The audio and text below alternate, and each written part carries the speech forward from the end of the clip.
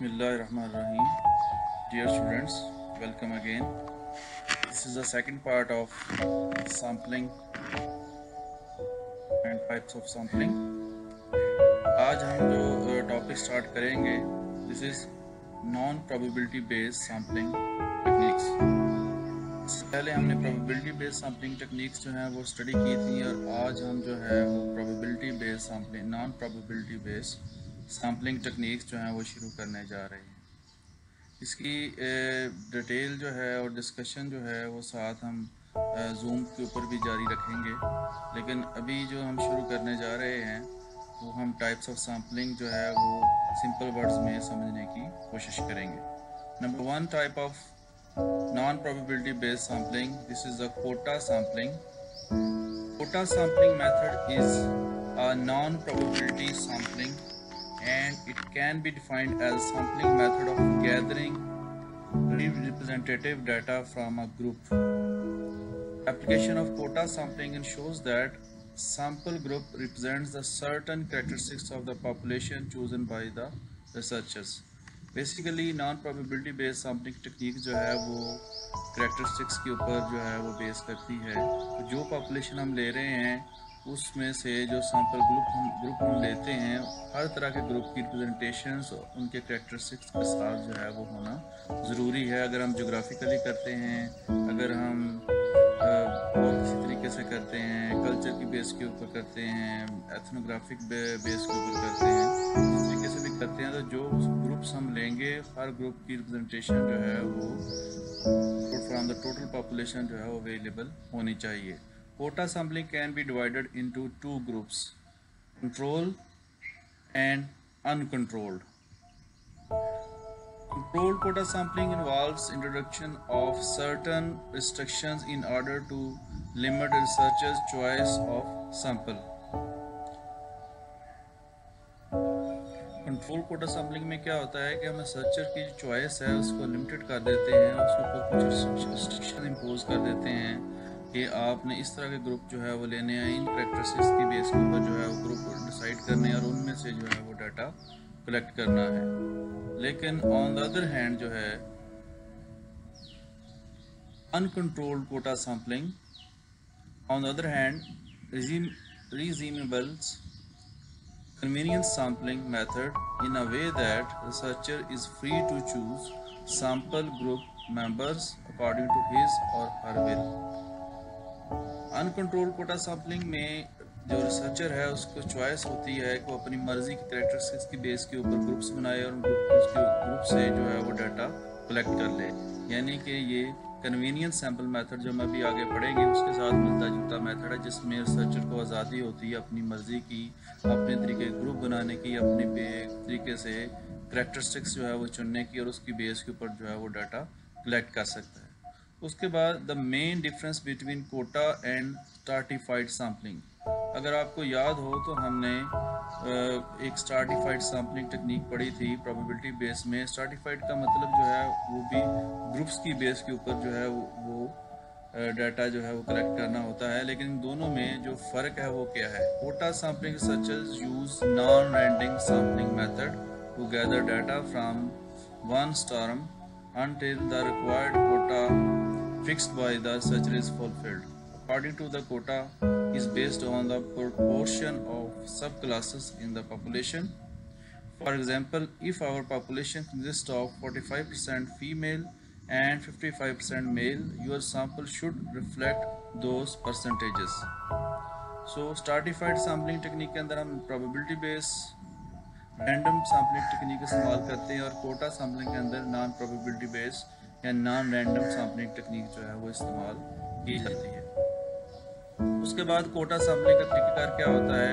सबसे पहले divide the population into specific groups, calculate a quota यानी a group for each group based on relevant and available data, give each interviewer an assignment which states the number of cases in each quota from which they must collect data, combining the data collected by interviews to provide the full sample.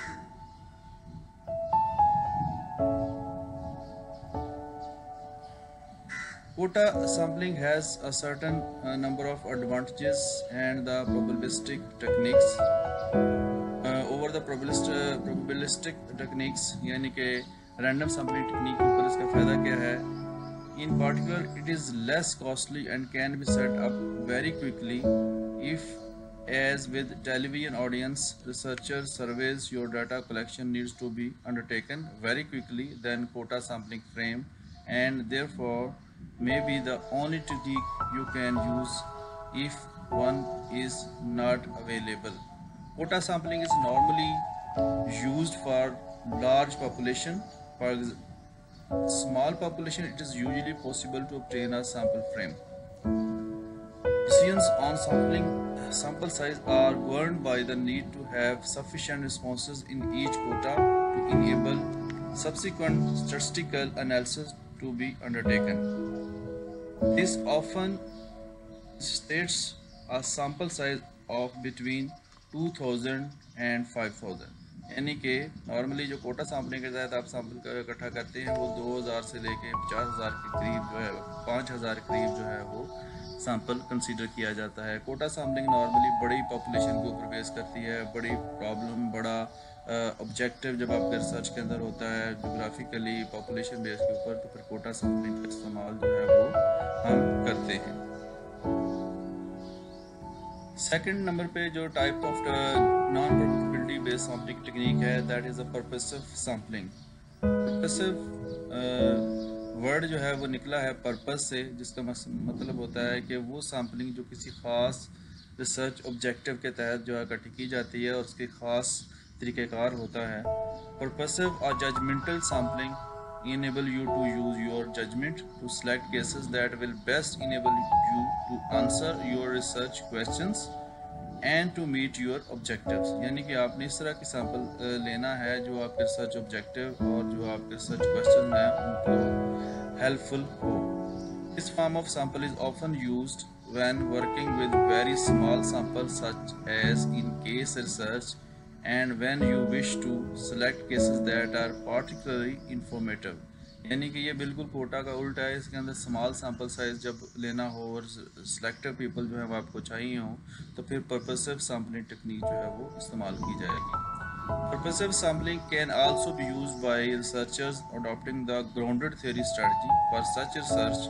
Findings from data collect from your initial sample inform the way you extend your sample into subsequent cases. Such sample, however, cannot be considered to be statistically representative of the total population। वैसे तो ये small sample size के लिए बहुत अच्छी है, लेकिन जब हमने ओवरऑल पॉपुलेशन को लेना हो और उसमें से हमने हर तरह की सिलेक्शन करनी हो, तो ये फिर सैम्पल स्टाइल जो है या सैम्पल टेक्निक जो है वो सूटेबल इतनी नहीं है, क्योंकि यह हर तरह के ग्रुप्स ऑफ द पॉपुलेशन जो उनको प्रेजेंट नहीं करती। Purposive sampling, the logic on which you base your strategy for selecting cases for a purposive sample should be depend on your research question and objectives. Pattern 2002 emphasized that point by contrasting the need to select information-rich cases in purposive sampling with a need to be statistically representative in probability sampling। यानी कि दोबारा वही बात वो कहता है कि probability के लिहाज से ये टेक्निक अच्छी कंसीडर नहीं की जाती और इसमें इतनी हेल्पफुल नहीं हो। अब हम आते हैं एक्सट्रीम केस और deviant sampling, third type of non probability sampling technique. Extreme case और deviant sampling focuses on unusual or special cases on the basis that the data collected about these unusual or extreme outcomes will enable you to learn the most and to answer your research questions and to meet your objectives more effectively. This is often based on the premise that findings from extreme cases will be relevant in understanding or explaining more typical cases. It is a type of purposive sampling that is used to focus on cases that are special or unusual, typically in the sense that the cases highlight notable outcomes, failures or success। यानी कि हम ये कह सकते हैं ये purposive ये जो है वो चॉइस अवेलेबल होती है कि आप सिलेक्टिव केसेस ले लें, लेकिन इसके अंदर वो एक्सट्रीम केसेस लिए जाते हैं या अनयूजुअल केसेस लिए जाते हैं जो नॉर्मली केसेस से हट कर हों। कोई भी ऐसी रिसर्च जो स्पेशल फीचर्स की बेस के ऊपर होती है, कोई ऐसी बीमारी के बारे में, किसी इलाके के बारे में, इस तरह की सारी रिसर्च जो होगी वो एक्सट्रीम केस और डेविएंट सैम्पलिंग केसेस के ऊपर होगी।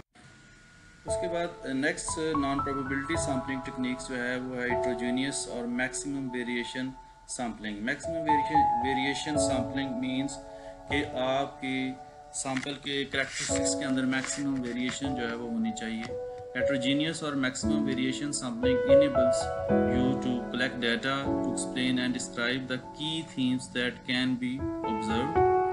Although this might appear as contradictive, as a small sample may contain cases that are completely different. Pattern 2002 argues that this is in fact a strength. Any patterns that do emerge are likely to be of a particular interest and value and represents the key themes. In addition, the data collected should enable you to document uniqueness. Basically variation से फ़ायदा क्या होता है कि आपको हर तरह का representative आपकी पॉपुलेशन में से निकल के सैंपल के तौर पे सामने आता है, जिसकी वजह से आपको हर तरह का बिहेवियर और ट्रेंड जो है उसका पता चलता है। To ensure maximum variation with a sample, pattern 2002 suggests you identify your diverse characteristics sample selection criteria prior to selecting your sample. अगर आप मैक्सिमम वेरिएशन चाहते हैं अपने सैंपल के अंदर तो हेट्रोजेनियस सैम्पलिंग टेक्निक के तहत आपको सिलेक्शन करने से पहले ही अपने क्राइटेरिया को सिलेक्ट करना होता है कि मैं इन करैक्टरिस्टिक्स की बेस के ऊपर जो है वो अपना सैंपल कलेक्ट करूँगा, ताकि उसके रेलिवेंट जो है वो आप फिर चीज़ों के ऊपर फोकस कर सकें। अदरवाइज़ अगर आप प्री सिलेक्शन नहीं करेंगे तो कोई ना कोई करैक्टरिस्टिक्स जो है मिस हो सकते हैं और टाइप ऑफ सैंपल जो है वो आपके पास कम हो सकता है। इसके रिवर्स जो है वो है होमोजीनियस सैम्पलिंग। होमोजीनियस सैम्पलिंग जो है वो हेट्रोजीनियस के बिल्कुल उल्ट है, in direct contrast to heterogeneous sampling. Homogeneous sampling focuses on one particular subgroup in which all the sample members are similar. This enables you to study the group in great depth. इसमें क्या फ़ायदा होता है कि इसके अंदर आप एक ही तरह का सैंपल लेते हैं, एक ही तरह के करैक्टरिस्टिक्स के ऊपर जो है फोकस करते हैं, और उसका फ़ायदा ये होता है कि आप उस तरह के एक ही तरह के करैक्टर्स के ऊपर ज़्यादा फोकस करने की वजह से डिटेल और इन डेप्थ में स्टडीज़ जो है वो निकाल के ला सकते हैं। आप एक ही तरह की बीमारी के ऊपर फोकस करते हैं, एक ही जेंडर के ऊपर फोकस करते हैं, एक ही एज ग्रुप के ऊपर अगर फोकस करते हैं तो आप उसके ज़्यादा गहराई के अंदर जाके रिजल्ट जो है रिपोर्ट कर सकेंगे और वो ज़्यादा रिलायबल होंगे फॉर दैट पर्टिकुलर थिंग। जैसे कि लोग स्पेशलिस्ट होते हैं, डॉक्टर्स होते हैं, तो वो जिस चीज़ में वो स्पेशलाइजेशन कर जाते हैं उसके अंदर उनके एनालिसिस और उनकी ग्रिप जो है वो ज़्यादा मजबूत होती है। The same case with the homogeneous sampling. Critical case sampling selects critical cases on the basis that they can make a point dramatically or because they are important. The focus of data collection to understand what is happening in each critical case so that logical generalization can be made. Critical cases में extreme cases की तरह ही cases शामिल किए जाते हैं और इन critical case so that logical generalization can be made. आप एक तरीके से सिलेक्शन करते हैं ताकि आप जो है वो अपने क्रिटिकल केसेस को एक लॉजिकली एनालिसिस के बाद उनके रिजल्ट्स जो हैं वो जनरलाइज कर सकें। क्रिटिकल केसेस को कैसे हम कवर कर सकते हैं? Pattern 2002 outlines a number of clues that suggest critical cases. These can be summarized by the questions such as: if it happens there, will it happen everywhere? If there are having problems, can you be sure that everyone will have problems? If they cannot understand the process, is it likely that no one will be able to understand the process? यानी कि आपने individual cases को बुनियाद बनाना है overall population के ऊपर। अगर individual में वही खूबियाँ पाई जाती हैं जो दूसरी जगहों पे या दूसरे लोगों में भी पाई जाती हैं, तो फिर हम उनको एक एक्सट्रीम केसेस का क्रिटिकल केसेस की बुनियाद के ऊपर लेके चल सके। टिपिकल केस सैम्पलिंग, ये बिल्कुल जो है क्रिटिकल केस सैम्पलिंग का उल्ट है। In contrast of critical case sampling, typical case sampling is usually used as a part of the research project to provide an illustrative profile using a representative case such as sample enable you to provide an illustration of what is typical to those who will be reading your research report and may be unfamiliar with the subject matter. It is not intended to be definitive, यानी कि ये typical symptoms और typical characteristics की बुनियाद के ऊपर जो है सैंपल कलेक्ट की जाती है, ये क्रिटिकल के बिल्कुल रिवर्स होती है। Another very important non-probability based sampling technique, this is called snowball sampling. snowball sampling में दो चीज़ें मैं आपको पहले ही बताता चलूँ कि snowball sampling में हमें एक प्रॉब्लम ये होता है कि हमें ये पता नहीं होता कि एग्जैक्ट पॉपुलेशन क्या है, और नंबर 2 वो पॉपुलेशन कहाँ पे वाक़या है। is commonly used when it is difficult to define members of desired population. For example, people who are working while claiming unemployment benefit. You therefore need to make contact with 1 or 2 cases in the population. Ask these cases to identify further cases. Ask these new cases to identify further new cases, and so on. Stop when either no new case or given or the sample is as large as manageable. यानी कि normally snowball में एक तो आपको population का exact अंदाज़ा नहीं होता कि कितनी है और फिर वो कहाँ कहाँ पे वाक़या है। तो इस सिलसिले में आपको फिर सबसे पहले क्या करना होता है, आपको एक केस तलाश करना होता है किसी भी रेलिवेंट फील्ड के अंदर, किसी भी ख़ास सैंपल के तलाश करने में। अगर हम ये तलाश कर रहे हैं कि for example drug takers Faisalabad में या पाकिस्तान में कितने हैं, तो उसके लिए हमें सबसे पहले एक बंदा तलाश करना पड़ेगा, वो दूसरे को रेफ़र करेगा, फिर तीसरे को रेफ़र करेगा, फिर चौथे को रेफ़र करेगा। तो इस तरह से जो स्नो बॉल है वो बॉल ट्रैवल करती रहेगी और स्नो उसके साथ यानी कि सैंपल की सूरत में आती रहेगी, और हमारे पास इवेंचुअली एक सूटेबल डाटा सेट आ जाएगा जिसके ऊपर हम एनालिसिस कर सकेंगे for the some specific objective achieve करने के लिए। उसके बाद one more non probability sampling techniques which is a self selecting sampling.